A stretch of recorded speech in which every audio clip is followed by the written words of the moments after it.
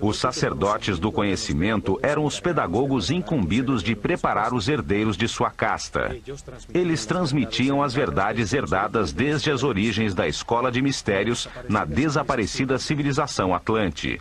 Verdades já comprovadas sobre o funcionamento do universo.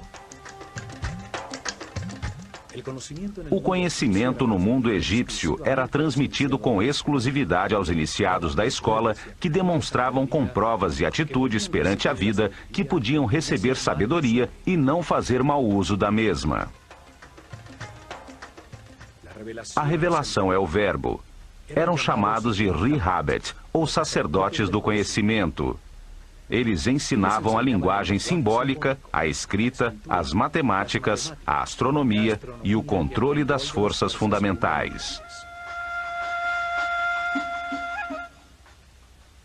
A este grupo pertenciam os Kabirim, os medidores do céu, que registravam em todos os templos a abóbada celeste, fixando pelas estrelas o momento exato dos rituais diários, das festas anuais e da mudança que anunciava o fim de uma era e o começo de outra.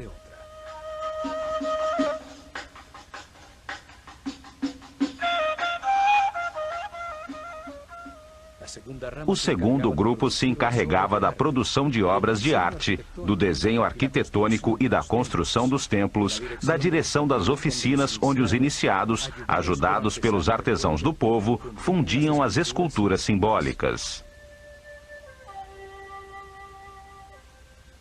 Estes sacerdotes criadores desenhavam e supervisionavam as inscrições nos muros dos templos. Eles ensinavam a trabalhar a arte com a sabedoria do amor, a desfrutar do ofício, a dar sempre o seu melhor.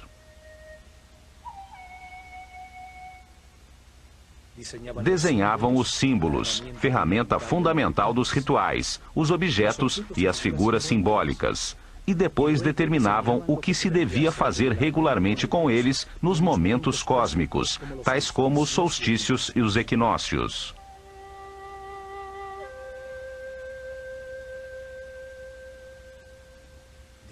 Estabeleciam os rituais, o que deveria ser entendido através das sensações em um percurso espacial, sem intervenção da razão, e também as ações necessárias para criar a segurança no povo e gerar uma energia especial nos participantes.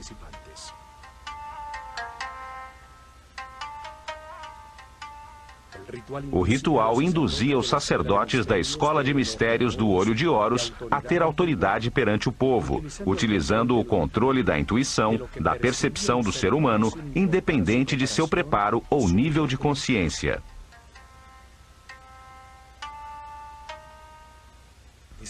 Estabeleceram com cuidado o que os participantes percebiam: os sons, as palavras, os aromas associados como o incenso, suas cabeças raspadas e suas vestimentas brancas que denotavam limpeza, os colares de flores e as barcas douradas nas que carregavam os símbolos de sua relação com Deus.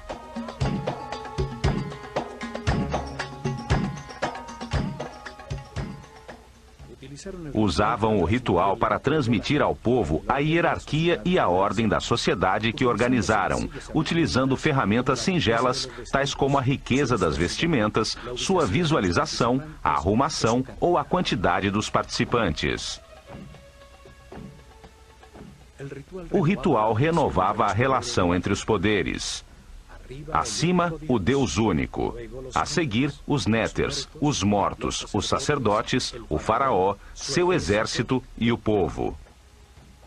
Os rituais aproximavam o homem do sagrado, induziam emoções intensas que impulsionavam suas ações de uma forma suave.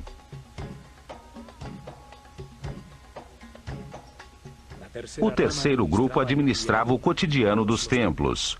Organizava os cultivos, a recepção dos víveres, a preparação das refeições, a limpeza dos recintos, formando uma sociedade comunitária. Usava em sua base um grupo de sacerdotes temporários chamados de Wab, os puros, homens do povo que durante um mês por ano serviam nos templos, executando as tarefas diárias inferiores para depois retornar às suas atividades habituais.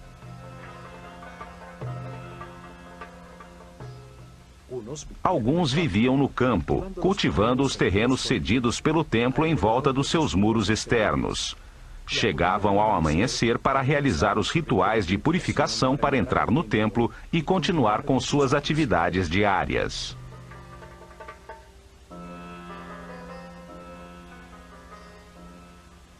Outros viviam na aldeia próxima ao templo e trabalhavam o restante do tempo na administração estatal. Carpinteiros, operários e pedreiros consertavam e ampliavam o templo nesta modalidade de trabalho temporal rotativo. Este sistema de rotação permitia que muitos membros da sociedade participassem dos rituais e cultos desde o interior do templo, e fazia com que o povo entendesse que os trabalhos comunitários beneficiavam a todos.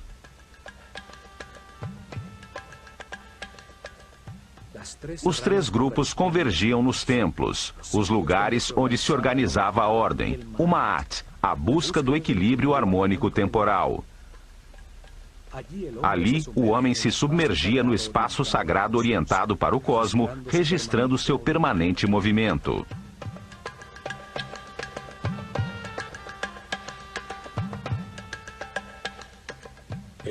O templo era o instrumento de preservação da ordem e não um mundo criado para a salvação da alma. O espírito se aperfeiçoava e adquiria mais informações através da reencarnação ao compreender os erros cometidos. O erro era um instrumento de aprendizado. Não era necessário ser salvo dele.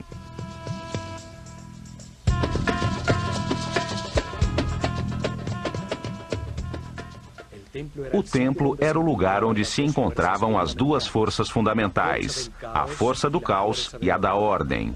Ali se atingia o equilíbrio necessário, a harmonia que leva ao aperfeiçoamento de todos os indivíduos da sociedade.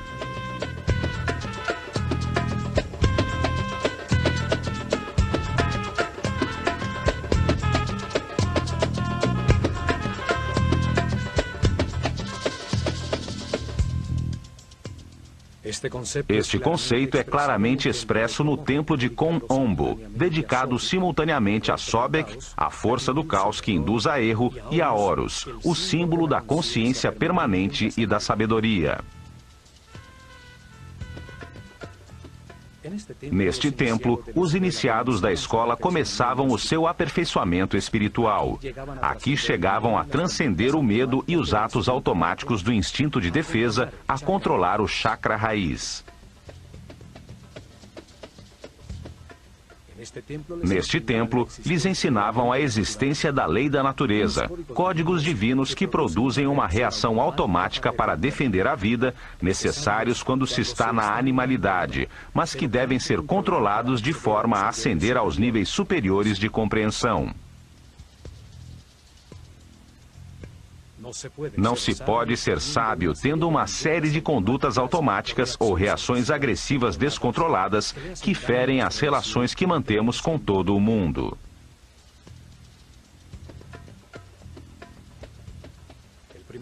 O primeiro nível de compreensão terminava quando entendiam que a vida é eterna, que a morte é uma porta no processo de reencarnações, quando controlavam as reações automáticas de agredir para defender a vida. Isto era demonstrado ao sobreviverem à prova da morte no centro conceitual dos dois altares, demonstrando sua audácia, segurança e confiança ante a perfeição de tudo que ocorre no universo, como veremos neste programa.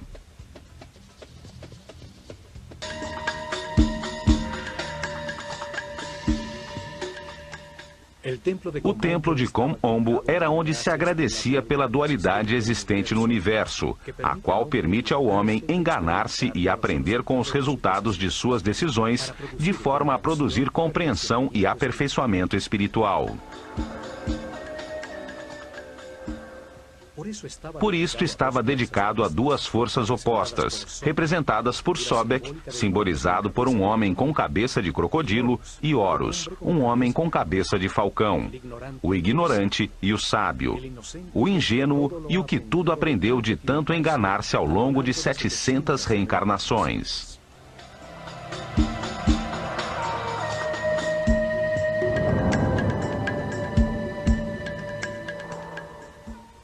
Situado às margens do Nilo, a 48 quilômetros ao sul do Templo de Édifo, a aproximadamente 25 graus de latitude norte e aos 34 graus de longitude leste, encontram-se as ruínas do Templo Ptolemaico de Kom Ombo, chamado antigamente Pas Sobek, o domínio de Sobek, força simbólica representada por um crocodilo. Neste lugar não existe um grande complexo como em Édifo ou em Dendera. O templo era protegido por muros elevadíssimos e o povoado estava em volta de um forte do exército imperial, onde os elefantes africanos eram treinados para a guerra. Ali, desde tempos muito remotos, ao lado do desaparecido forte, existiu um templo dedicado a honrar a polaridade, a dualidade de tudo neste mundo. Durante as dinastias ptolemaicas, o templo foi reconstruído, e são suas ruínas as que chegaram até os nossos dias. Kom Ombo estava voltado para os 43 graus e meio sudeste, em direção à estrela Alfa do Centauro, uma estrela do hemisfério sul, que anunciava o surgir do Sol no equinócio de outono. O templo, dividido ao meio, é dedicado por igual a Sobek e a Horus, os dois extremos do caminho do aperfeiçoamento. Sobek, o começo do caminho, a ignorância e a animalidade. Horus, o fim do mesmo, a consciência permanente e o fim do ciclo de reencarnações.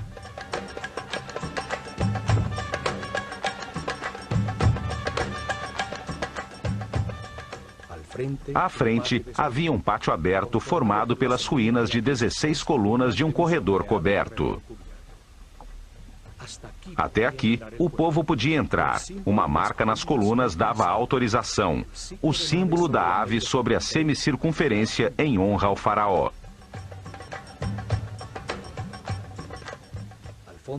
Ao fundo vê-se uma das torres que ainda restam do muro externo.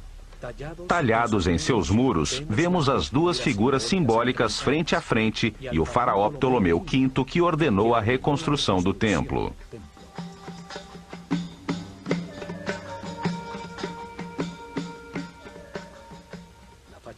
A fachada principal tem dois acessos simétricos, sobre os quais um dintel decorado mostra o duplo disco alado rodeado pelas serpentes que simbolizam a luz em meio à dualidade.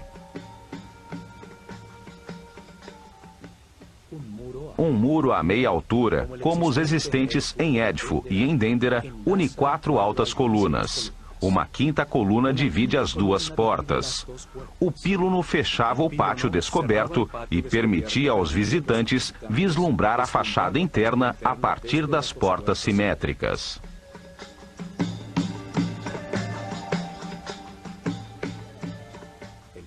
O pátio das colunas era menor que o do templo de Édifo. À sombra de suas desaparecidas galerias, os iniciados da escola de mistérios se refugiavam do sol.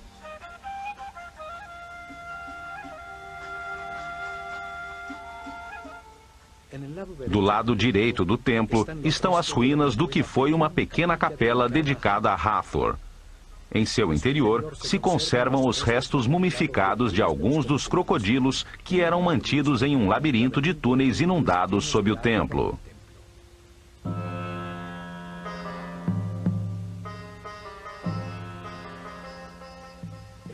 O crocodilo é um dos animais mais duros e resistentes. Sua pele é muito densa, é como o metal dos animais. Os egípcios associavam esta dureza ao estado máximo de materialização, um nível muito afastado da espiritualidade. Aí o espírito começa seu caminho de liberação das limitações materiais, à medida em que vai compreendendo como o universo funciona. O crocodilo simboliza a vida quando sai das águas da inconsciência. Sai para buscar o ar, que representa a consciência. Os egípcios acreditavam que na primeira respiração, o espírito entra no corpo em que se encarnou. A comprida coluna vertebral do crocodilo é um símbolo do eixo da vida em todo ser vivo. Até mesmo a esfera do planeta tem sua coluna vertebral sobre seu eixo de rotação.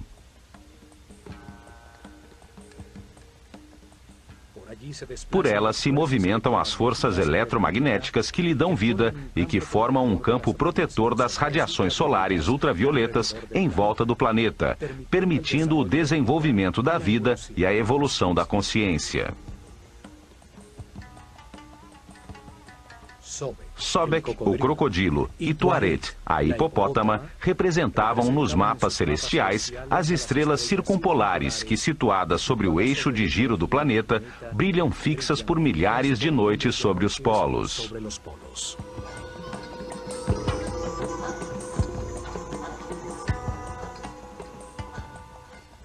Os dois animais se mantêm submersos nas águas. Reinam na escuridão, subindo ocasionalmente à superfície em busca de ar para respirar.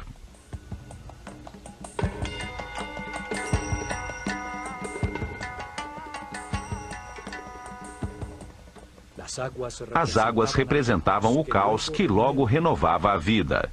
As águas do Nilo, coluna vertebral do Egito, transbordavam periodicamente arrasando tudo, para em seguida produzir o crescimento da vegetação e da fauna.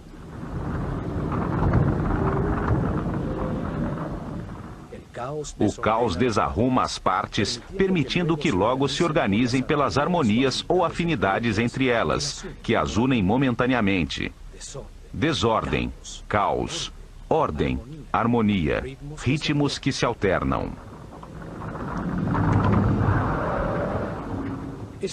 Esta força da natureza que desorganiza para renovar a vida era reconhecida com o nome de Sobek, o homem com cabeça de crocodilo.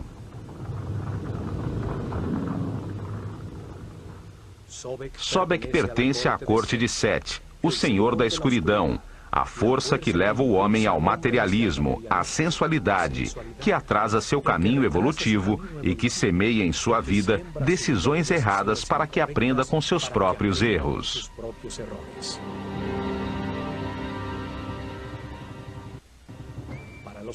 Para os egípcios, estas forças não eram boas nem más, eram neutras. Foram criadas por Deus para permitir o erro e o sofrimento, que trazem compreensão ao homem, levando-o à imortalidade e à consciência permanente.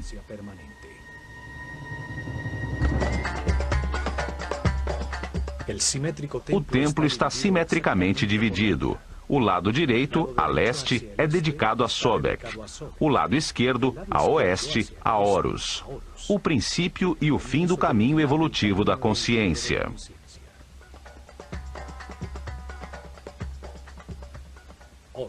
Horus, o homem com cabeça de falcão sobre a qual se assenta um disco dourado, era o símbolo da consciência permanente. Representa um homem que aprendeu tudo nesta escala da realidade. Um ser imortal ascendido nas hierarquias do universo.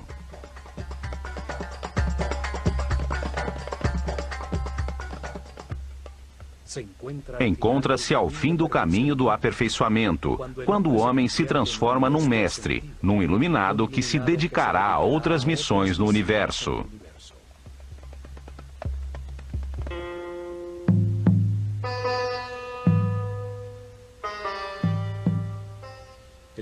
O faraó Ptolomeu VI iniciou a reconstrução do antiquíssimo templo e sua decoração interna foi concluída sob Ptolomeu XII, quando a civilização egípcia estava desaparecendo.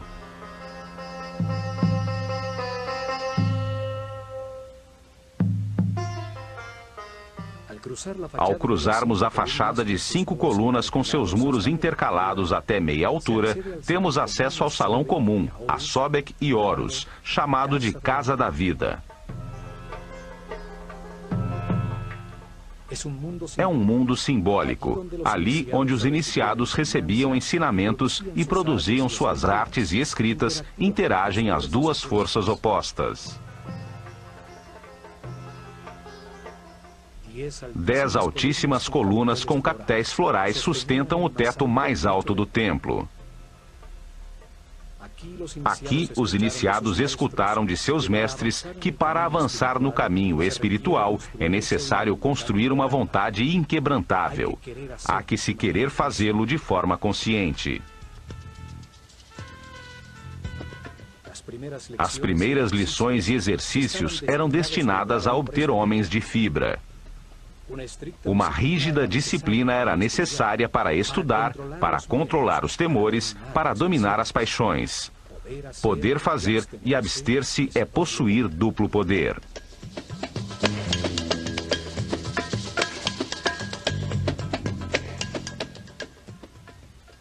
Um compromisso além da morte era estabelecido para manter-se uma total discrição e um silêncio absoluto sobre as verdades reveladas. Um princípio hermético que garantia o acesso à informação somente aos que a mereciam, aos que podiam escutá-la.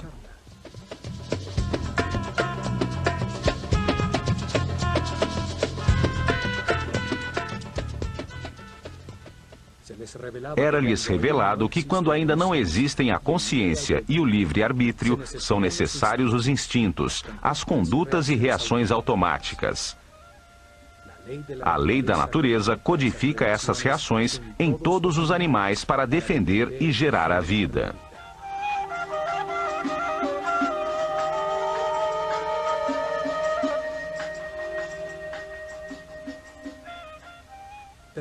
Mas quando se nasce como um ser humano e se quer abandonar a animalidade original, é necessário ter controle e consciência. Ceder às forças da natureza é apenas seguir a corrente coletiva.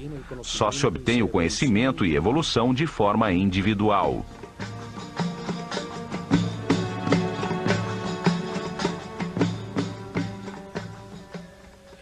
Na penumbra deste salão, via-se em seus respectivos santuários as reluzentes figuras douradas de Sobek e Horus, à vista dos iniciados no início das procissões, nas festividades dos solstícios e dos equinócios.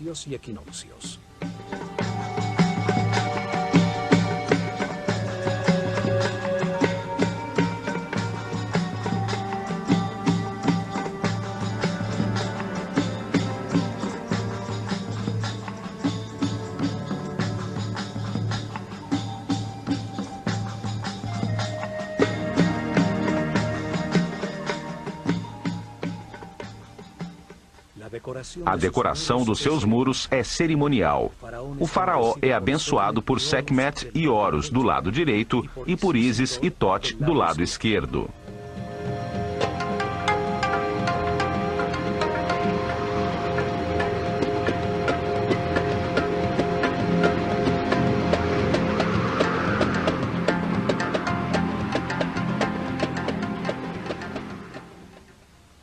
Outro mural semelhante existe do lado de Sobek, ressaltando a igualdade das divindades sem importar suas condições polares, se são boas ou más, se há luz ou escuridão. As forças opostas existem para moldar a consciência do homem, para que aprenda com o resultado de suas próprias decisões.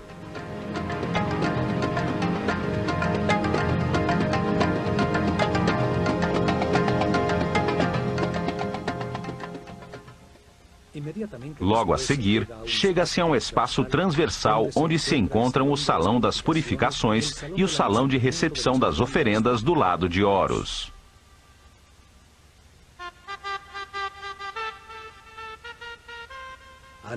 Antes do nascer do sol, os sacerdotes se banhavam nas águas do poço ou do lago sagrado do templo, recebiam a fumaça do incenso e mascavam natrão, um tipo de sal, num ritual diário de purificação. Os banhos purificadores se repetiam ao meio-dia e à noite. Todos eram circuncidados, um hábito logo adotado pelos judeus. Vestiam-se sempre de linho branco.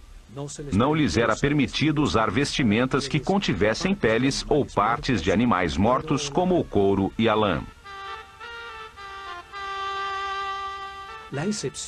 A única exceção era a pele de leopardo sob os ombros, usada pelos altos sacerdotes, os Sen. Usavam o cabelo trançado de um lado da cabeça como uma marca de sua condição.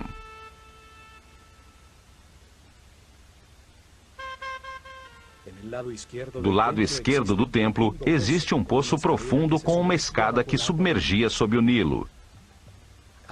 Neste poço, os sacerdotes realizavam suas purificações matinais.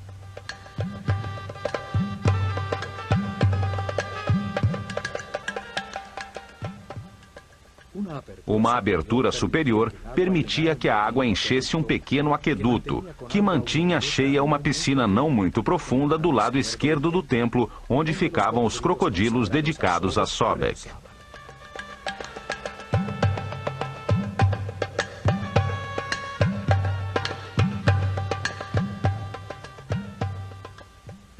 O poço servia também como um instrumento de medição. Seus degraus mediam, durante anos, os níveis do rio e assim podiam prever as inundações futuras.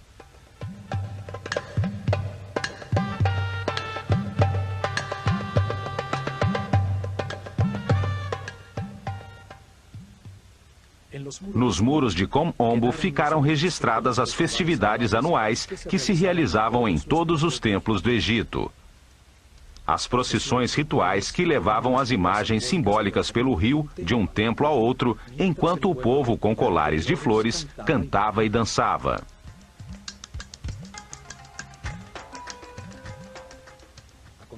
Em seguida, encontramos o corredor das escadas que conduziam ao terraço do templo, num esquema semelhante ao dos templos de Edfu e Dendera. Uma escada em caracol de um lado e a escada reta rente ao muro do outro.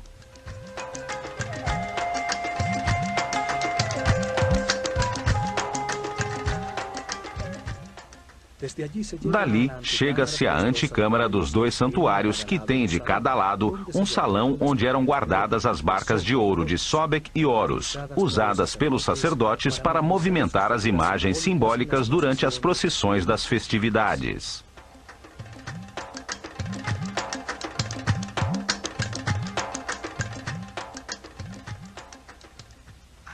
Aqui existe um mural em baixo relevo, onde aparecem Ptolomeu e sua esposa Cleópatra, na presença de Horus e Sobek.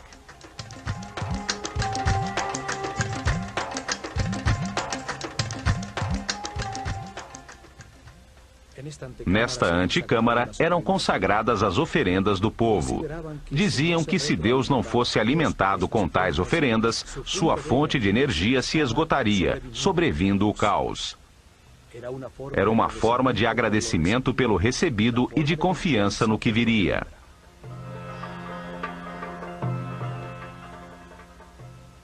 Chegavam diariamente ao templo pão, cerveja, frutas, vegetais, mel, azeite, perfumes, velas, sal, natrão e tecidos de linho, que eram recebidos pelos sacerdotes no salão das oferendas, e a seguir colocavam na antecâmara como uma forma de agradecer a Deus por sua abundância.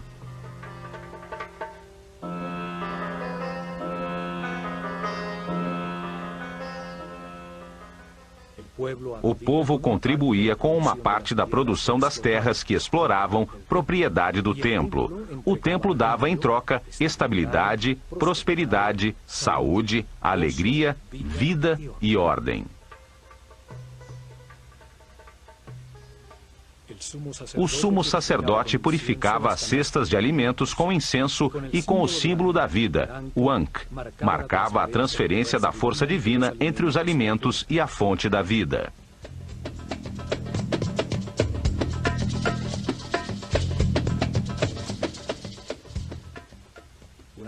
Depois de consagradas, as cestas com os alimentos eram levadas ao exterior da Casa da Vida, ao pátio das galerias, onde era distribuída entre os moradores do complexo religioso.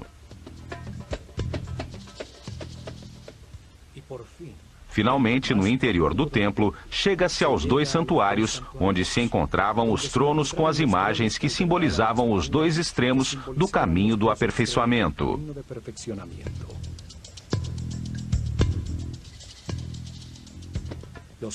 Os raios de sol ao amanhecer desterravam a escuridão, permitindo ao sumo sacerdote do misticismo abrir as portas do santuário e queimar incenso em seu interior.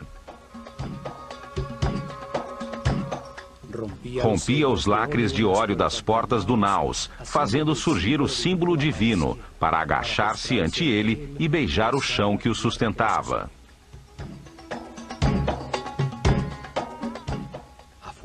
Do lado de fora, na penumbra do salão das aparições, os discípulos cantavam hinos religiosos e se ungiam com mirra, óleos, linhaça e canela, iniciando a primeira meditação do dia. No interior do templo, os assistentes do sumo sacerdote arrumavam a areia do chão, varrendo as marcas dos pés, fechando atrás de si as portas que desde o salão das escadas levavam à antecâmara, até a manhã seguinte.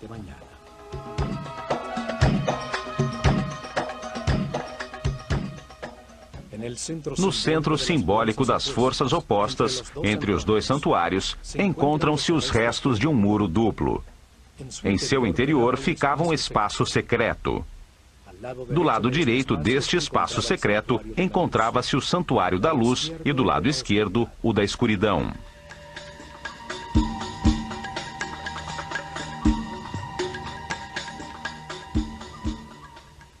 De nenhum dos dois santuários podia-se saber que existia este lugar entre os muros.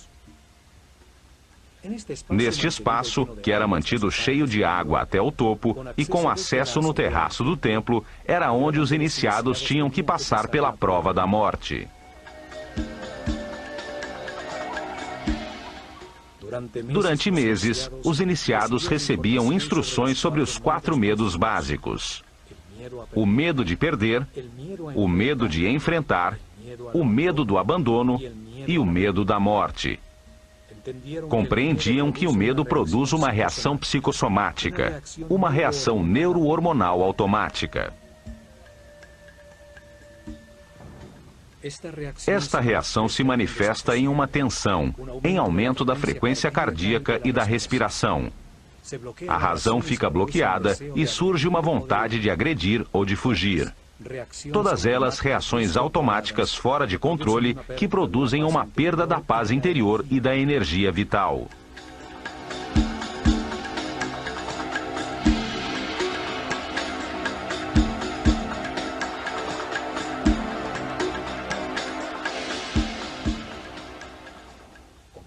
Compreendiam que o medo é o resultado de uma mente que sai do tempo presente em direção ao futuro, a um tempo que não existe, para produzir um fato imaginário, onde se perde algo ou alguém ou se tem que enfrentar alguma coisa.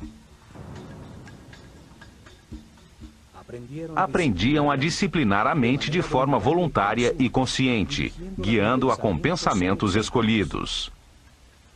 Aprendiam a mantê-la sempre no tempo presente, o único em que se pode decidir e agir.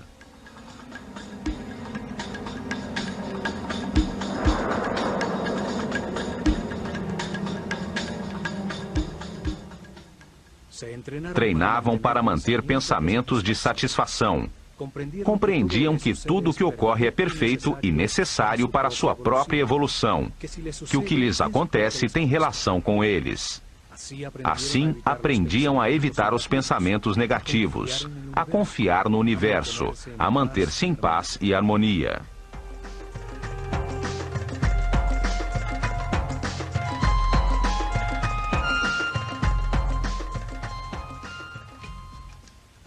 Até que os mestres determinavam que era hora de comprovar o aprendido durante meses. Realizava-se então uma cerimônia individual em um salão descoberto no terraço do templo, frente a um retângulo de água escura no chão.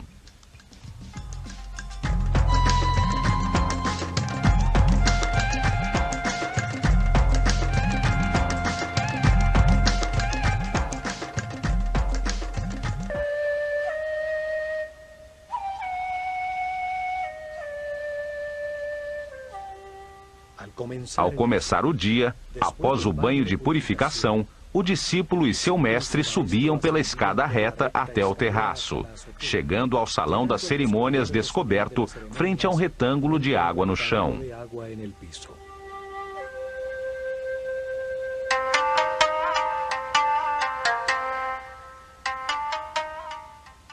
Seu treinamento o havia preparado para ser cuidadoso e consciente em todas as situações desconhecidas, condição necessária para mergulhar no labirinto do canal cheio de água e encontrar uma saída sem que se afogasse.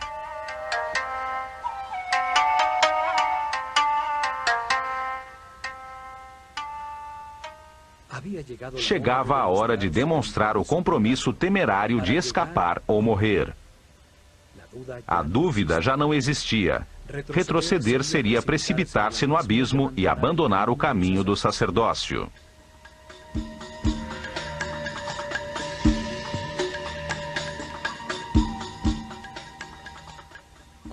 Com uma tomada de ar, o símbolo do espírito e da consciência mergulhava numa espécie de túnel vertical com reentrâncias, como num labirinto que afunilavam a passagem. Nadava com decisão até o fundo, atravessando a abertura em direção ao resplendor da luz.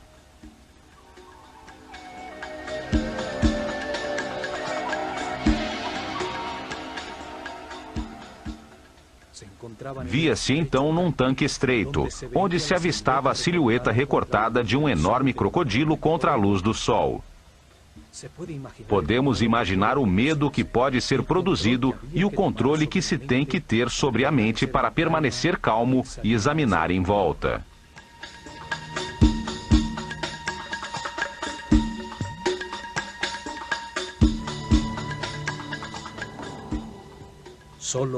Só assim poderia ver que no fundo do tanque havia uma porta muito escura.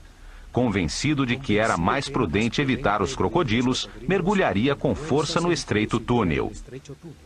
Muitas braçadas e, enquanto o tempo parecia eterno, chegaria a um tubo vertical, onde lá em cima também brilhava o sol. Já mais tranquilo, chegava à superfície, tendo passado na prova com sucesso.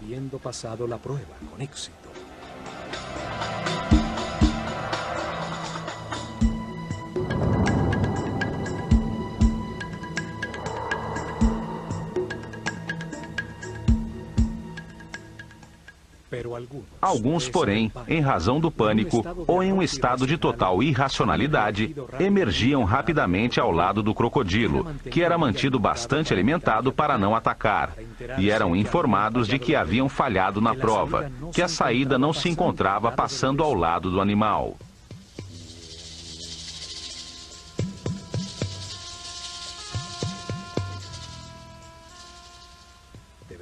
Deveriam submeter-se a mais tempo de meditação e treinamento, a exercícios respiratórios, para voltar a enfrentar a cerimônia, sabendo desta vez que do outro lado haveria um crocodilo esperando.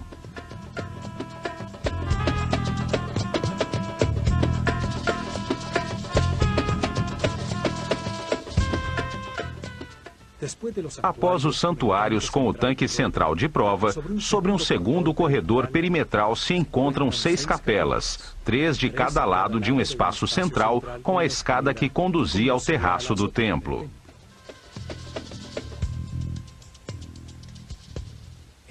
Em seus muros existem belíssimas figuras das divindades e do faraó, que sempre representa toda a humanidade.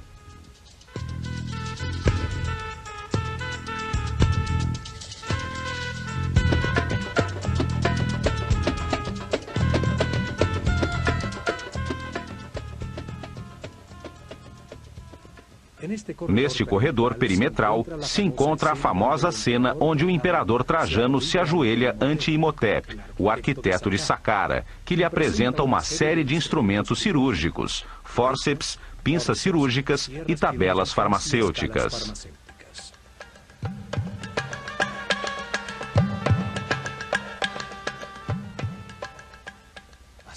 Os doentes vinham até aqui em busca de ajuda e tratamento para os seus males. Muitas das figuras talhadas apresentam uma amostra da sua crença, pois o roçar de milhares de mãos sobre as formas sagradas desgastaram a pedra.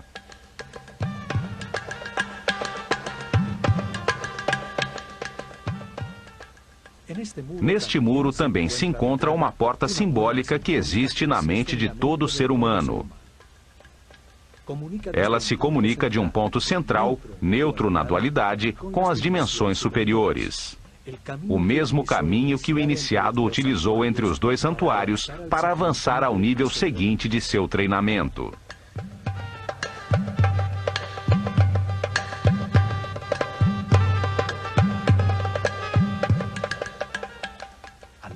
Do lado esquerdo, encontra-se Sobek, com uma lança que termina com a figura de um leão, o mais perfeito dos animais.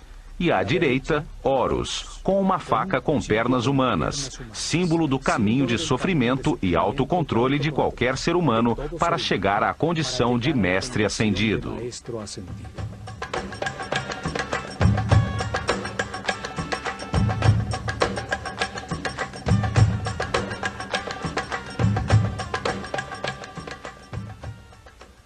Entre os dois, um cântico de louvor, coroado por Ma'at, símbolo da ordem e do equilíbrio entre as duas forças opostas, o materialismo sensual de Sobek e a espiritualidade consciente de Horus.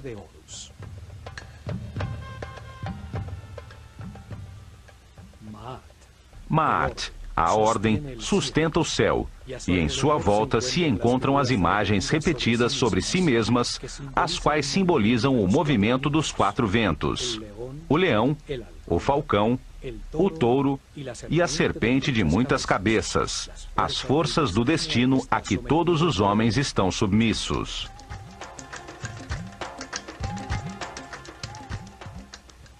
Curiosamente, estes mesmos símbolos foram usados posteriormente pelos cristãos para representar os quatro evangelistas.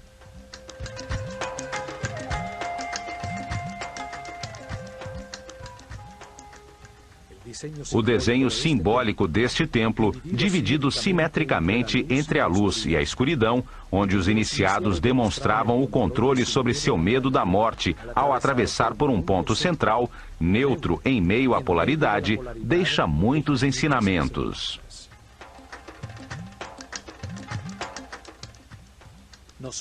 Mostra-nos que a realidade é o produto de nossos pensamentos, que o controle consciente dos instintos automáticos e a permanência no presente são a porta de entrada para os níveis de maior harmonia, paz e felicidade.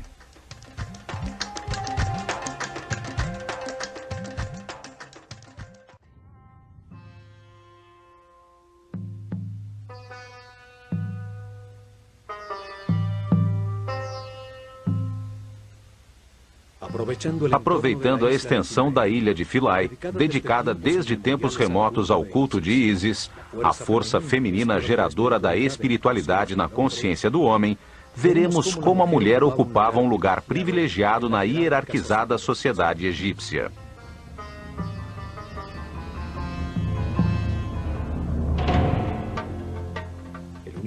O universo egípcio estava fundamentado na dualidade, no masculino e no feminino, iguais entre si, responsáveis por gerar a ordem em meio ao caos, responsáveis por tornar o mundo cada vez mais perfeito, para depois conservá-lo eternamente.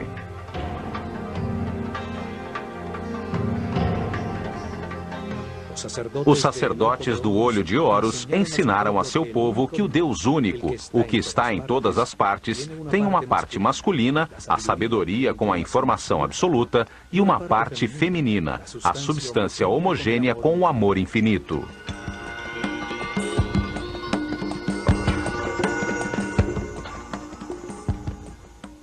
No topo do seu ordenado mundo divino, Atum, como era chamado esse Deus único, sabedoria absoluta mesmo antes da manifestação do universo, já tinha uma parte feminina, chamada Nun. Era a substância virginal, a matéria não diferenciada e homogênea, as águas ancestrais, o amor infinito. Atum e Nun, a dupla original, que se encontrava em repouso, ativa sua vontade divina, terminando o equilíbrio existente. Ao fazê-lo, transformam-se em Ptah e Sekhmet, o mesmo Deus único, porém com outras características distintas, pois sua própria vontade o pôs em movimento. Ptah, a parte masculina do Deus único, emite informação criadora, e Sekhmet, a parte feminina, a gera em sua substância de amor, manifestando-se o Fiat Lux, a energia e a substância radiante em movimento. Ptah e Sekhmet são o fogo multiplicador de tudo que foi criado. Eles geram outras duplas de divindades criadoras, as forças fundamentais, que foram chamadas Néters, extensão da causa primeira em um universo divino. A ação deste fogo radiante sobre si mesmo, sobre a substância amniótica original, gera Tefnut, a evaporação úmida, e Shu, o ar em movimento.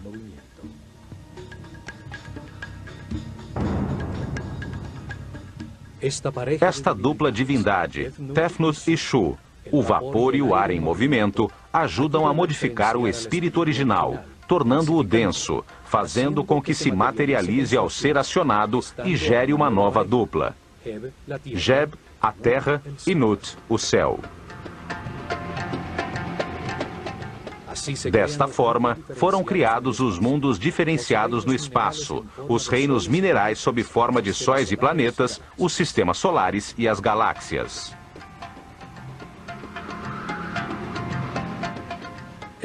Neste mundo divino, nascem outras duas duplas, Osíris e Ísis, Set e Neftis. Estas duas duplas de forças fundamentais em oposição se encarregam do processo evolutivo de todas as formas materiais no universo para transformá-las novamente em espírito. Assim, pela ação das divindades criadoras, a matéria original se transforma.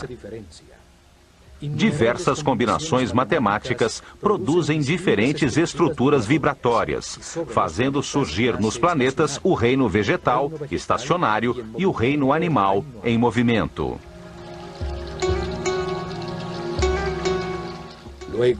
Depois, em outro ato de criação, o Deus único gera seu filho, a consciência do homem. Outra dupla, desta vez humana, formada por um homem e uma mulher, e com capacidade de multiplicar-se.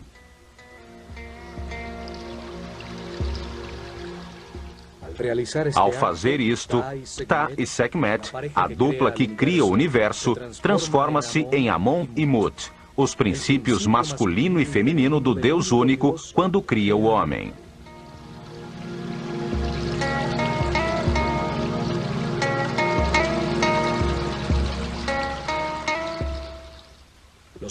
Foram feitos à sua imagem e semelhança, com a capacidade de criar em sua mente, de modelar e construir. Têm livre-arbítrio, para que ao compreender os resultados de suas decisões, se tornem sábios, num processo evolutivo que leva muitas vidas.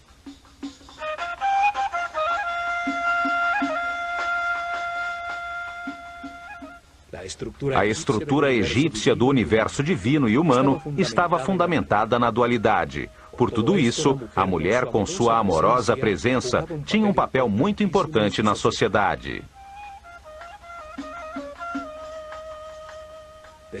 Desde a rainha do Egito que gera o faraó, às sacerdotisas dedicadas ao culto de Ísis e Hathor, e até a mais humilde mãe do mais simples trabalhador, eram respeitadas e consideradas iguais aos homens.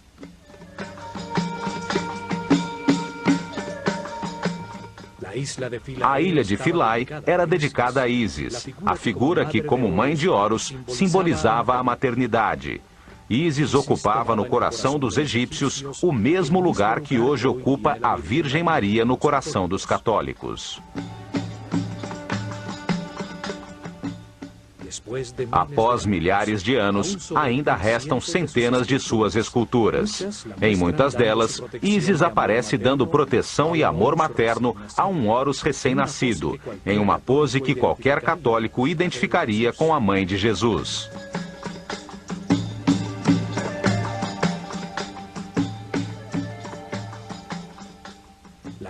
A ilha recebia as iniciadas e sacerdotisas dedicadas ao seu culto em uma sociedade igualitária. Centenas de mulheres chamadas Henwet Neter eram responsáveis pelo treinamento musical, cantos, bailes e pelo toque do sistro durante os rituais em todos os templos do Egito.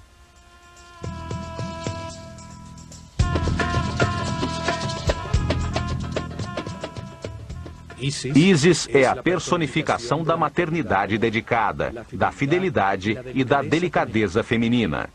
Ísis fornece a substância, as emoções superiores, o êxtase, a intuição que, com o acúmulo de amor e verdade, tornam possível a geração de Horus, a consciência imortal e permanente.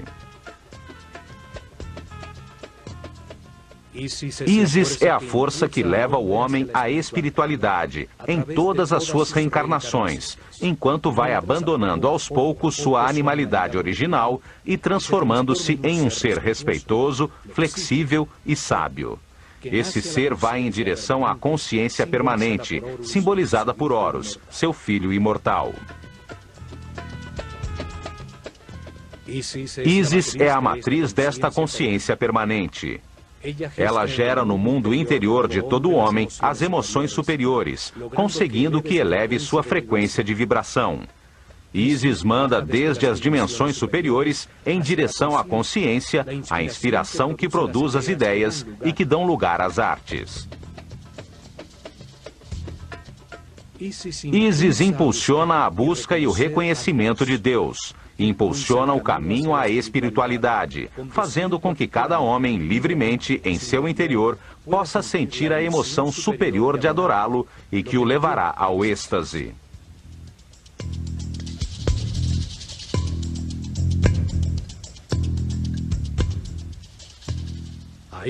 A esta força maternal do universo foi dedicada a ilha de Philae, uma ilha granítica no centro do Nilo, situada imediatamente após a primeira catarata, ao norte da Núbia, na fronteira entre o reino egípcio e o reino cuxita. Philae quer dizer ilha ou montículo sobre as águas que emergiu no tempo de Ra. Este nome sugere o uso sagrado deste lugar desde a mais remota antiguidade.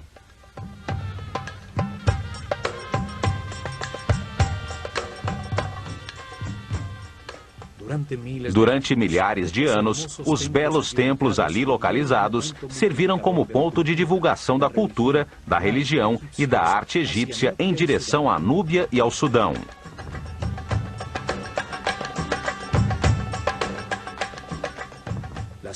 As ruínas mais antigas se encontram no canto sudeste. Ali existia um pequeno templo núbio, orientado para a estrela Canopus e dedicado a uma divindade chamada Mandulis. O templo foi destruído em alguma das antigas guerras entre egípcios e núbios. Ao lado de suas ruínas, os núbios construíram outro templo, dedicado a Arensnufis. Esse é o nome que deram a Osíris, o companheiro de Ísis. Os egípcios passaram a controlar a ilha e construíram um primeiro templo dedicado a Ísis. No ano 1250 a.C., Ramsés II deixou um marco em que afirma tê-lo reconstruído. O faraó Taharka faz o mesmo no ano 680 a.C.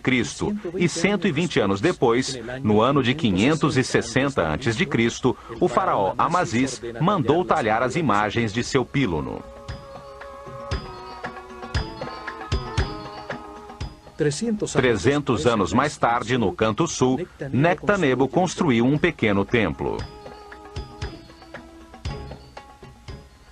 No ano 250 a.C., os faraós ptolemaicos, herdeiros de Alexandre Magno, decidiram reorientar o eixo do templo em 21 graus, para enfocar novamente a estrela Canopus, que tinha se deslocado com o movimento do sistema solar. Os templos estelares eram desmontados e reconstruídos a cada 300 ou 400 anos para enquadrar a estrela que estudavam, pois o movimento do sistema solar pela galáxia a tirava da orientação dos pílunos.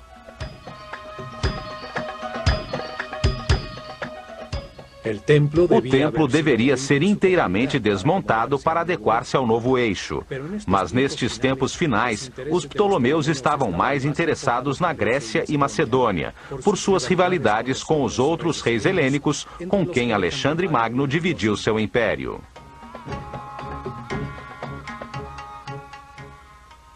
Sua localização em uma ilha tornava este trabalho ainda mais difícil. Por isso, decidiram construir um templo com um segundo píluno que enquadrasse adequadamente a abóbada celeste sem modificar o templo.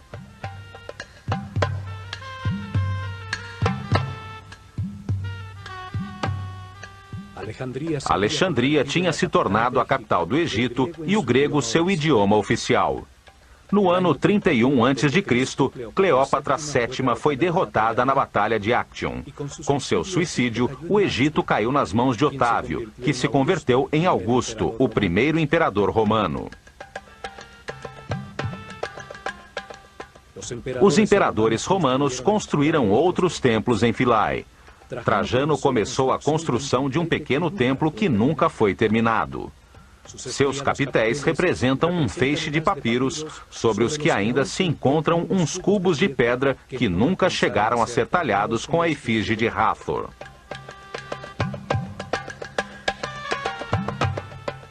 Philae foi um dos últimos lugares em todo o Egito onde permaneceram sacerdotes dedicados ao culto antigo. Ali surgiram seitas gnósticas que mais tarde, com o nome de Rosacruzes, maçons e Illuminatis, manteriam em segredo os conhecimentos egípcios. No ano de 553 d.C., a ilha, um dos últimos bastiões do chamado paganismo egípcio, foi dedicada a Santo Estevão e à Virgem Maria por um decreto do imperador Justiniano. No século XX, a ilha de Philae foi submersa pela represa de Assuã. Com fundos da Unesco, o templo e as demais construções foram desmontados, peça a peça, e reconstruídos na ilha Algíquia, a quem se deu a forma da ilha original.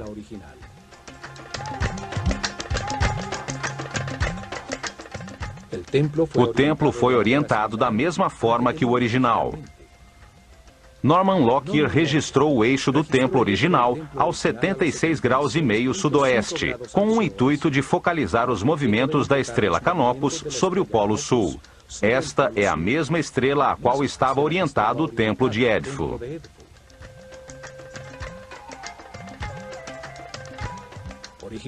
Originalmente, as duas torres do píluno enquadravam Canopus, a estrela polar do sul, aos 15 graus sobre o horizonte, durante milhares de noites. Uma nova confirmação de que todos os templos egípcios estavam orientados para uma estrela ou para o sol.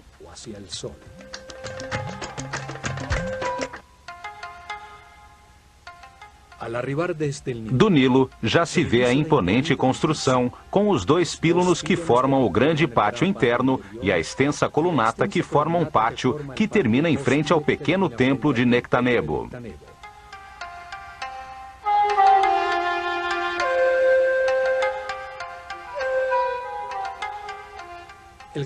O grande pátio externo tem uma forma de trapézio pela disposição de uma colunata dupla, formada por 32 colunas construídas em um ângulo que se abre em direção ao templo, produzindo uma ilusão de maior profundidade. As colunas e um extenso muro que tem a distâncias regulares, uma série de janelas que se abrem para o Nilo, formam um imenso corredor. Todas as colunas são diferentes, como um conjunto de papiros. Seus capitéis floreados, de cores vivas, tinham diferentes formas.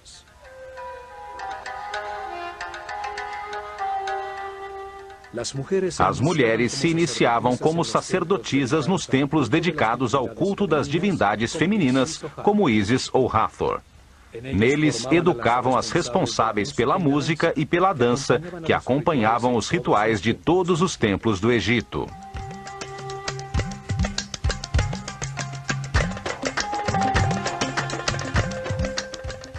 As mulheres dedicadas à música, chamadas de Shemayet, podiam também servir às divindades masculinas e também transformar-se em escribas.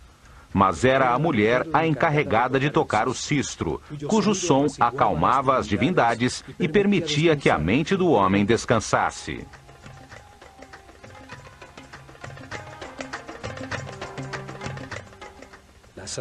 As sacerdotisas dedicadas a Hathor, divindade que representa a sexualidade feminina, o amor, a música, a dança, e cujas festividades eram de embriaguez, origem das festas dedicadas a Baco, tinham outras funções sociais.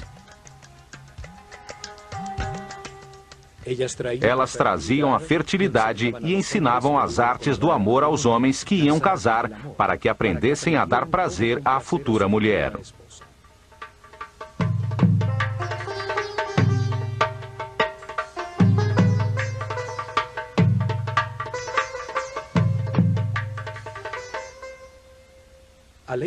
A leste, sobre a colunata do grande pátio, encontra-se um pequeno templo dedicado a Imhotep, o sumo sacerdote que construiu a pirâmide escalonada de Saqqara e deixou os planos e desenhos dos templos de Dendera e Edfu.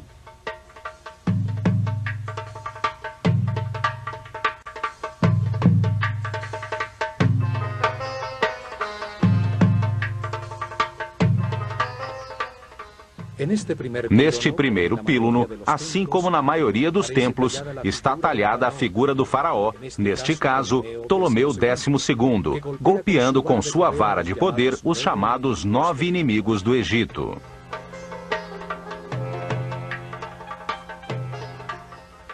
Era uma espécie de superstição gráfica simbólica que mantinha afastadas as forças do caos e proclamava a vontade do faraó, mediador entre o homem e a divindade, de manter a ordem no Egito e em todo o cosmo.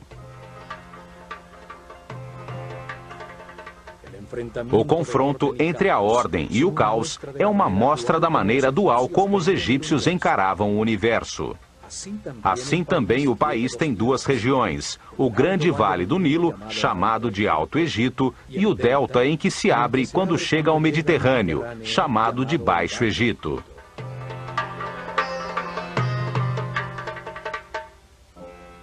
O faraó unificava essa dualidade. Usava duas coroas para indicar seu domínio sobre essas duas regiões. Assim também unia o humano com o divino, pois seu corpo era tido como o molde que continha o Ka real, um espírito responsável pelo Egito que reencarnava de faraó em faraó.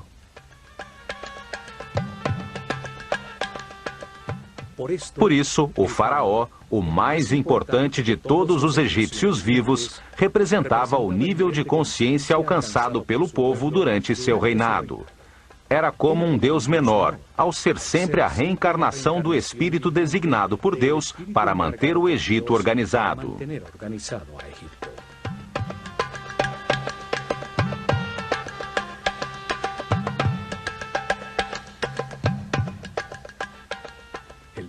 O novo píluno também tem 2 mastros, onde ficavam as bandeiras. Suas 2 torres deveriam ser simétricas, unidas em um pórtico. No entanto, aqui em Philae, a torre esquerda tem uma porta que leva diretamente à Capela dos Nascimentos.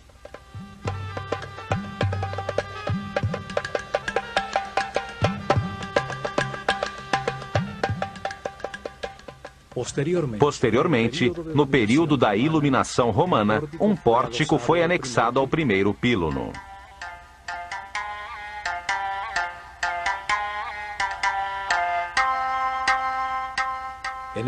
Nesta capela, celebrava-se o nascimento das divindades e de seus filhos, como Horus, e a maternidade de Ísis, nas datas em que sua representação no céu, Sírio, reaparecia, anunciando o novo ano, o solstício de verão e a enchente do Nilo.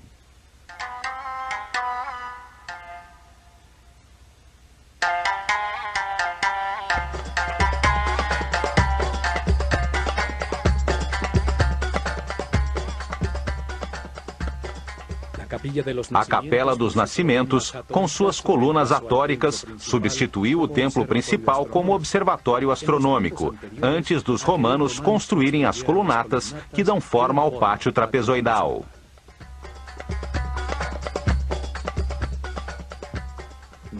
Nenhuma sociedade deu às mulheres o valor dado pelos egípcios. Sua sociedade era igualitária.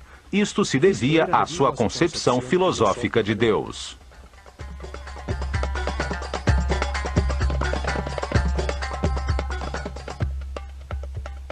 Em ações legais.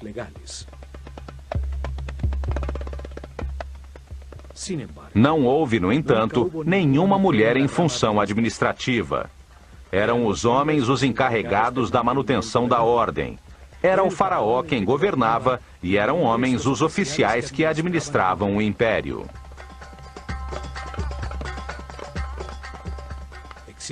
Existe uma lenda que afirma que o direito ao trono era transmitido através da linha feminina, que era a princesa real, a herdeira legal do trono. O homem por ela escolhido como marido se convertia no faraó reinante.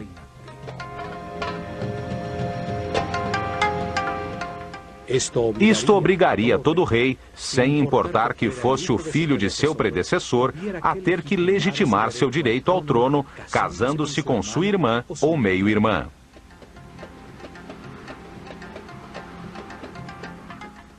No entanto, não existe uma linha direta de herdeiras que confirme esta lenda.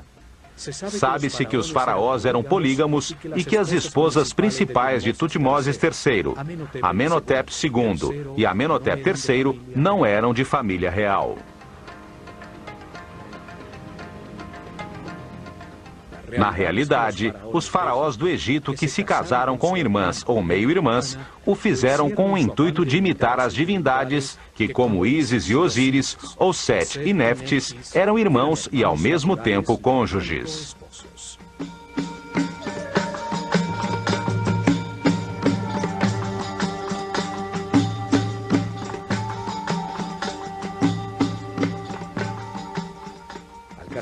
Ao casar-se com sua irmã ou sua filha, o faraó se distanciava dos súditos, que nunca se casavam assim, e se colocava ao nível das divindades, reafirmando seu direito divino de reinar.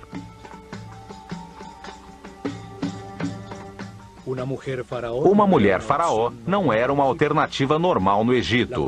A faraó Hatshepsut chegou ao trono como regente de seu enteado Tutmoses III, filho de seu marido e meio-irmão Tutmoses II com outra mulher. Uma vez no poder, ela se vestiu como homem e assumiu o poder do faraó.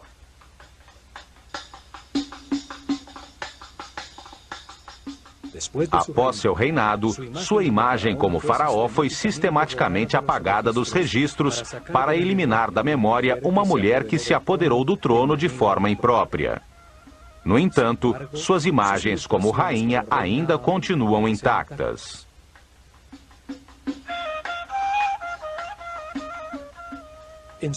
Em apenas 4 ocasiões, durante os 300 reinados, as mulheres se transformaram em faraós do Egito, por razões extraordinárias e como último recurso de suas famílias para tentar manter a ordem.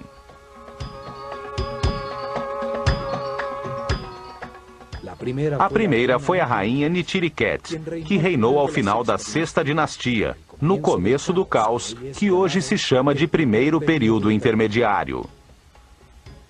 A segunda foi Nefrusobk, em situação semelhante ao final da 12ª dinastia. A terceira foi Tausret, que reinou depois do caos causado por Moisés com suas 10 pragas, quando seu marido Sete II morreu afogado cruzando o Mar Vermelho. E a quarta foi Cleópatra, que matou seu irmão antes que o Egito se transformasse em província romana. Todas tinham em comum serem rainhas do Egito por terem se casado com o faraó e chegarem ao trono pela morte destes em circunstâncias extraordinárias.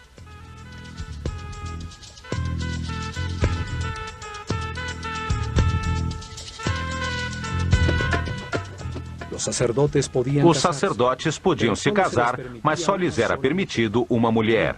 Os demais homens, incluindo o faraó, podiam ter quantas quisessem, ainda que a maioria optasse por apenas uma.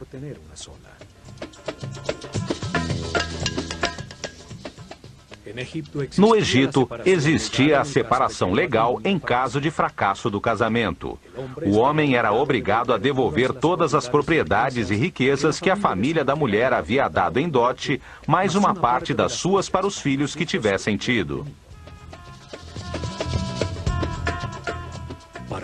Para tanto, somente tinham que dizer, perante o sacerdote do templo e testemunhas das duas famílias, as seguintes palavras: eu me separo de ti como mulher ou marido e me afasto de ti para sempre. Renuncio a meus direitos sobre ti. Que a vida te dê outro companheiro ou companheira no lugar a que queiras te dirigir.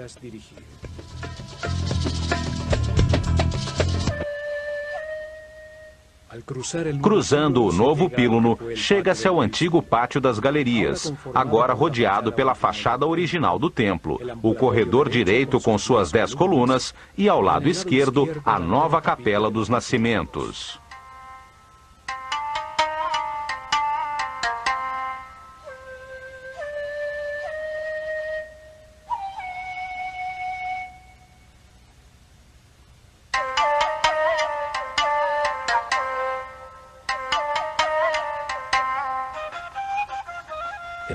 Neste pátio encontra-se o marco com o cartucho de Ptolomeu e Cleópatra, que serviu a Champollion para decifrar o decreto escrito em hieroglifos grego e demótico na famosa Pedra da Roseta.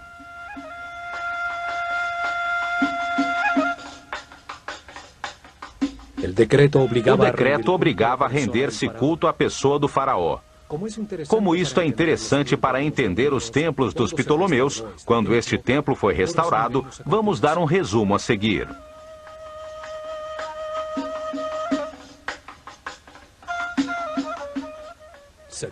Decreta-se que todos os templos do Egito devem destinar em seu interior, ao lado dos santuários dos deuses, um lugar que mantenha uma imagem em ouro do eterno rei Ptolomeu, o amado de Ptah, o deus Epifânio Eucaristos, diante do qual deve-se colocar a imagem da divindade principal do templo, entregando-lhe a arma da vitória.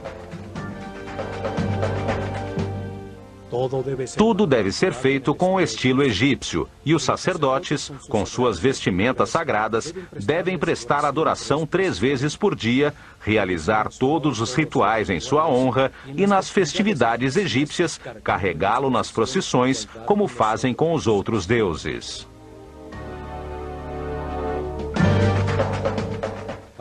Para os sacerdotes egípcios, o homem é um animal, até poder controlar conscientemente as condutas automáticas geradas pelo instinto. As reações automáticas do instinto permitem aos animais e aos homens ignorantes procriar, manter e defender a vida.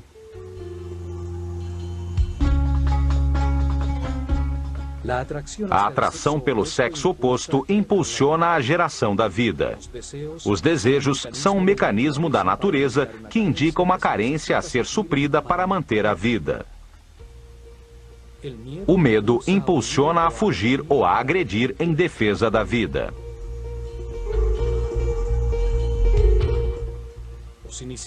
Os iniciados aprendiam que os instintos são uma limitação para a realização espiritual superior.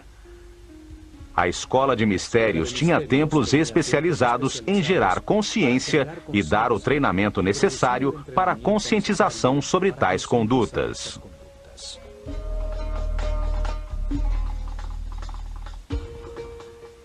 O instinto de agressão era controlado em templos como Kom-Ombo. Ali, os medos eram superados pela compreensão de que nada há a temer, que a morte é apenas um passo para outra vida. Aprendia-se que o medo apenas desperdiça a energia vital necessária para que se atinja a paz interior.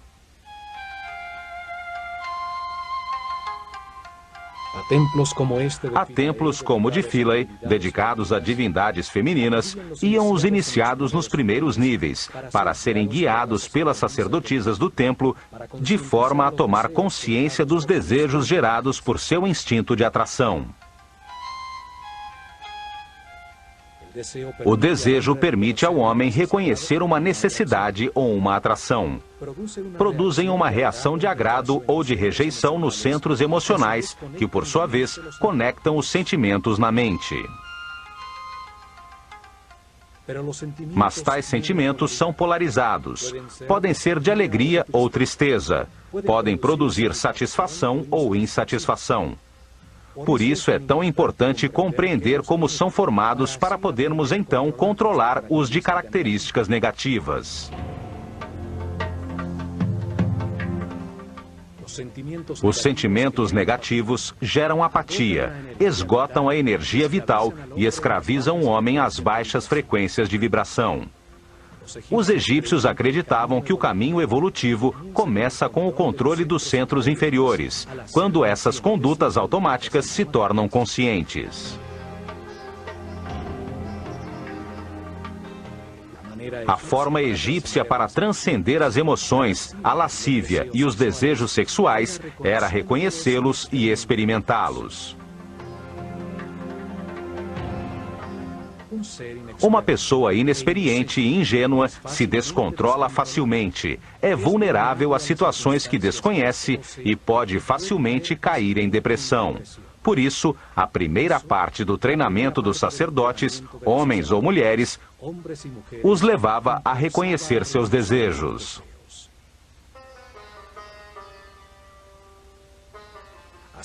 Aprendiam que ao ativar os centros inferiores e os sentimentos através do amor e da compreensão, o resultado para a mente é sempre de paz, harmonia e felicidade.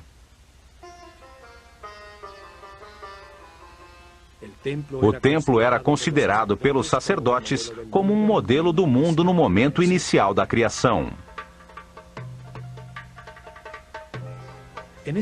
Nesse momento, Deus manifestou o universo, emergindo um pequeno monte de terra das águas do caos, de forma similar ao que acontecia quando as águas transbordadas do Nilo se retiravam todos os anos, permitindo que o Deus Criador aparecesse trazendo vida nova ao país. O acesso através de uma escadaria externa fazia com que o santuário se transformasse no montículo da criação, onde Ísis, a divindade deste templo, se manifestava dentro da estátua que a personificava.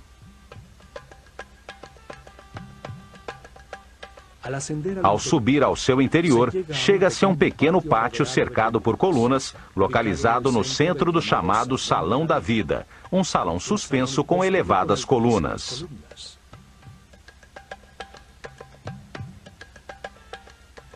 Este salão suspenso em frente aos espaços interiores do templo representa o pântano no montículo original da criação, onde crescem as plantas e papiros simbolizados pelas colunas do templo.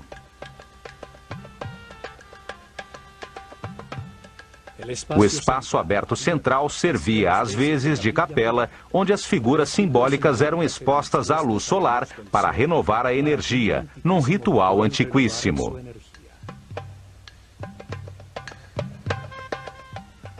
Aqui era homenageada a bondade do Sol por criar e sustentar o mundo, para renovar de energia as forças criadoras, as que impulsionam o processo evolutivo na consciência do homem, que devolverá a matéria a Deus.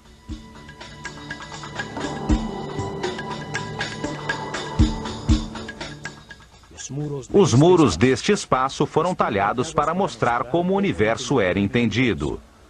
Vemos também outras talhas de numerosas cruzes cópticas, marcas da nova filosofia que chegou ao Egito quando Philae se transformou numa igreja católica.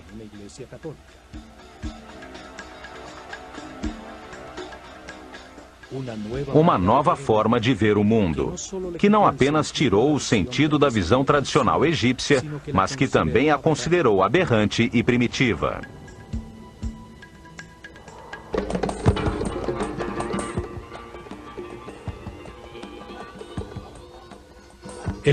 O Salão da Vida, ou Per Ankh, servia como um escritório, onde eram escritos, copiados, editados e armazenados os textos sagrados.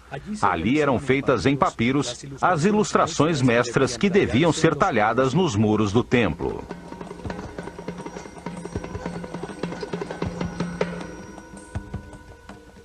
Nos salões da vida de todos os templos egípcios também eram feitos os papiros com as cópias dos livros dos mortos, utilizadas em seus ritos funerários.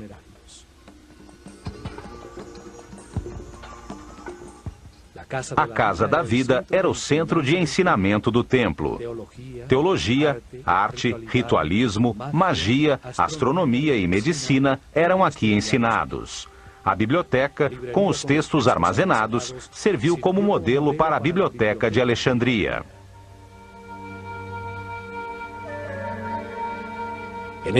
Neste salão, as sacerdotisas tocavam harpa. Eram entoados os cânticos e feitas as músicas que acompanhavam todos os ritos religiosos. Os egípcios acreditavam que a música tinha uma origem divina. Os muros dos templos nos mostram que eles usavam muitos instrumentos de percussão, tambores, flautas e os sistros, que eram fundamentais nos ritos funerários e nas procissões.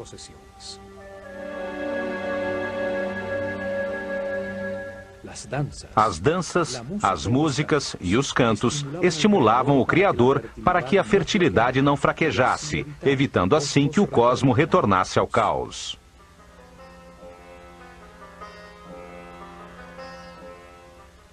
As sacerdotisas também cuidavam dos doentes que chegavam ao sanatório do templo em busca de ajuda e do conhecimento dos sacerdotes.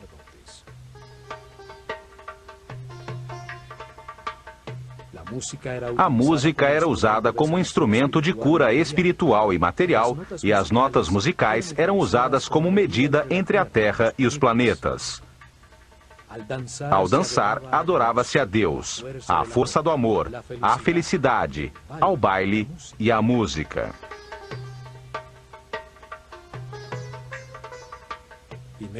Em seguida, tem-se acesso ao Salão das Aparições, que neste caso não é suspenso, com o tradicional salão aberto para o exterior para receber as oferendas do povo.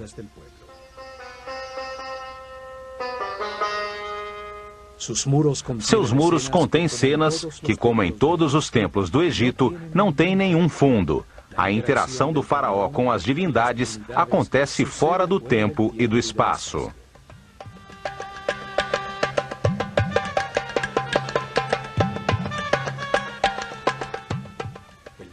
O templo era o cenário onde se representavam os diferentes rituais de forma dinâmica, em meio ao som musical das vozes e instrumentos, o recitar das palavras dos ritos, o cheiro de incenso, em louvor à divindade, para conseguir seu apoio na continuação do universo organizado. Havia liturgias diárias e uma série de festividades cíclicas, onde as figuras simbólicas recriavam os mitos em cerimônias no espaço sagrado do templo e procissões em barcas sagradas pelo Nilo em direção a outros templos.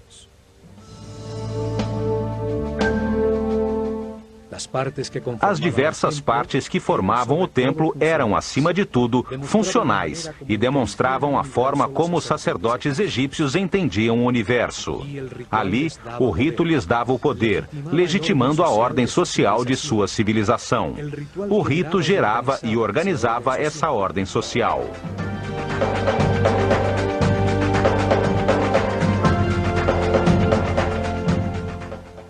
Depois, chega-se à Câmara das Oferendas. Do seu lado esquerdo ficava o Salão da Barca de Ouro, usada para levar a imagem sagrada nas procissões e festividades.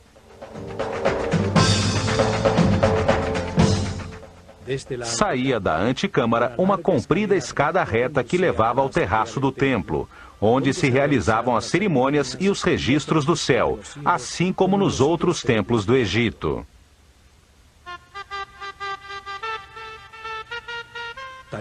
Talhados nas paredes desta antecâmara, vê-se o faraó Ptolomeu fazendo oferendas a Ísis.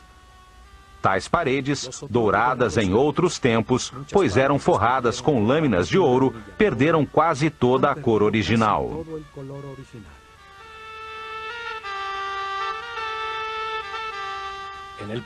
No ponto central do templo estava o santuário de Ísis, que continha em seu interior um altar de granito com a imagem de ouro da divindade. Era a estátua do culto, que era levada na barca de ouro durante as procissões e rituais.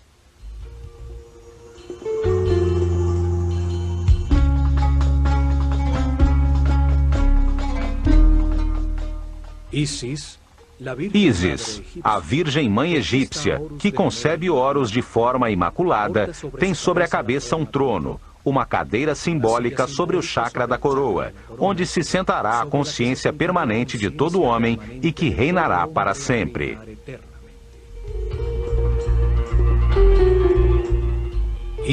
Ísis é a tradução grega do nome egípcio Aset, que significa trono da consciência.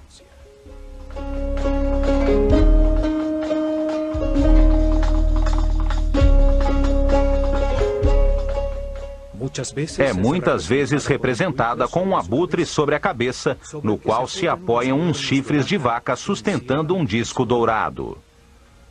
O abutre dedica-se tão somente às suas crias. Transforma em seu interior as substâncias em decomposição, transformando-as em alimento, em nova vida.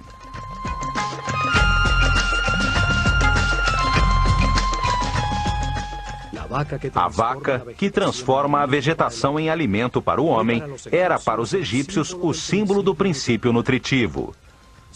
Seus chifres têm a forma da lua crescente, mãe dos ciclos, que sustenta o disco solar, fonte da vida e luz da consciência.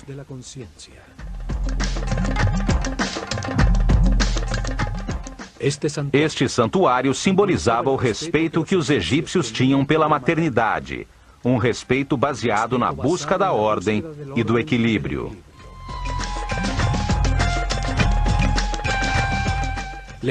Legitimava sua visão do mundo. Este era o coração do espaço dos rituais, a casa da divindade onde o faraó ou os mais altos sacerdotes interagiam com a divindade, representando todos os homens.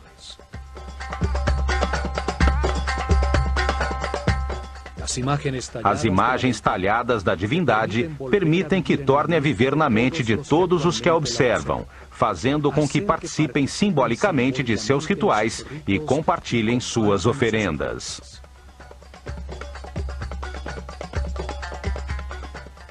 Esta é a herança que os antigos egípcios deixaram à consciência de toda a humanidade. A visão de um universo dual. Um lugar onde se experimenta os contrastes polares para que se entenda a neutralidade.